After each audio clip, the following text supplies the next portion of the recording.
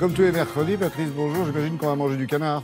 On va manger effectivement du canard avec un premier dessin qui met en scène Laurent Wauquiez, qui, vous le savez, était à Mayotte et qui s'est donc adressé en ces termes aux personnes qui l'écoutaient. Ce que je vais vous dire doit rester sur votre île. Voilà. Comme d'habitude. Alors, le vélodrame, je parle du Vélib, Oui, d'accord. d'Anne Hidalgo. Vous savez qu'il y a plus que 17 000 engins qui sont incapables de rouler en ce moment. Les cadavres de vélos. Les nouvelles stations de Vélib, eh bien, impossible de déverrouiller les vélos. Il n'y a pas de courant, donc les bornes d'attache ne sont pas utilisables. Pauvre D'où ce Parisien. dessin de Aurel, regardez. Ce sont les têtes pensantes de la mairie de Paris et de ce système qui s'exprime. On pourrait brancher une dynamo sur les vélos verrouillés pour que l'usager fournisse de l'électricité à la borne. Voilà. Puis alors, vous le savez, ça fait la une de Libé ce matin. Le PS se cherche un premier secrétaire. Un premier secrétaire qui permettrait au parti d'être un peu audible et d'exister entre Mélenchon et Macron. Voilà, je vous montre la une de Libé. Et cette affaire inspire évidemment un dessinateur du canard, en l'occurrence Diego Aranega. Allons-y.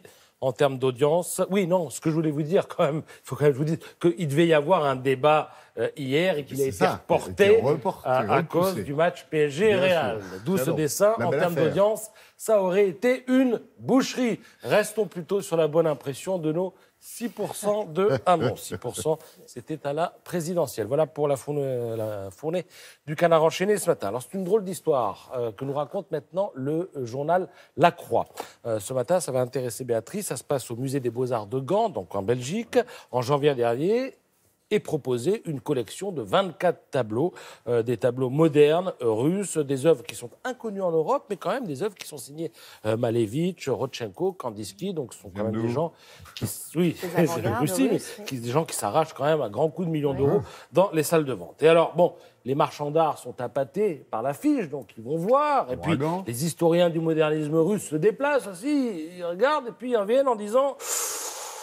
Cette expo est hautement discutable. Alors, hautement discutable, c'est quand même un doux euphémisme dans ce milieu pour dire c'est du pipeau complet. C'est de l'escroquerie. Donc, alors, mais hautement discutable. Donc, ces gens-là vont publier une lettre ouverte le 15 janvier dernier dans laquelle ils disent s'interroger. Ils ne parlent pas de faux, mais ils disent ces œuvres n'ont pas d'historique d'exposition, ces œuvres n'ont jamais été reproduites dans des publications savantes, ces œuvres n'ont jamais été répertoriées dans des ventes. Alors, les œuvres, d'où viennent-elles? Elles appartiennent à une fondation qui s'appelle la fondation Dillegem. Et le patron tout de suite dit « mais moi je peux justifier de l'historique et de la provenance des œuvres prêtées ». Donc éclate une polémique, on demande et on obtient la fermeture de l'exposition. Un comité d'experts est nommé pour regarder les tableaux, mais le comité d'experts démissionne parce qu'il estime que le patron de la fondation met les bâtons dans les roues. Et ce patron de la fondation, il s'appelle Igor Toporovski et en lisant La Croix, vous vous apercevrez qu'on le retrouve dans une autre expo où il a été question de faux en 2009 et c'était à Tours.